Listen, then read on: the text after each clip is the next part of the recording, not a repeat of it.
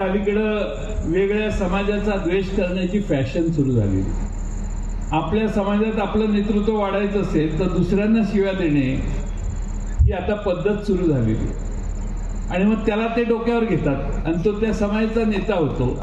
हे दुर्दैवाने आपण या देशात पाहायला लागलो। दुसऱ्यांना शिव्या दिल्या की आपण मोठा होतो हे काही जणांना अजून लक्षात आलेलं नाही की असं होत नाही। दुसऱ्यांना शिव्या देऊन आपली रेषा मोठी केली तरच आपण मोठे होऊ शकतो। दुसऱ्यांना शिव्या देऊन आपण मोठे होऊ शकत नाही ही तुंडाट सगळ्यांनी घालली। आज दुर्दैवाने या देशात जाती जातीत महाराष्ट्रात तर जाती जातीमध्ये द्वेष पसरायला लागलेला।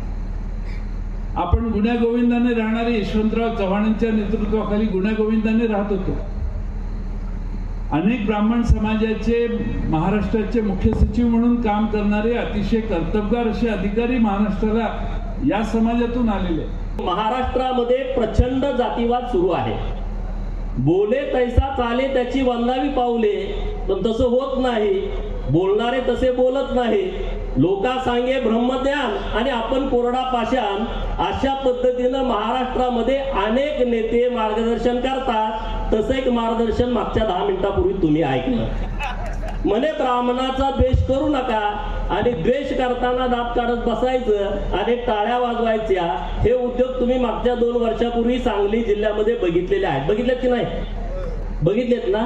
तरी पण तुम्ही टाळ्या वाजवत होता। जरा विचार करा नेमकं महाराष्ट्रात काय चाललंय आणि कशा पद्धतीनं चाललंय। महाराष्ट्रामध्ये मराठा आणि ब्राह्मणांचा एक वाद जाणून बुजून पेरला जातोय।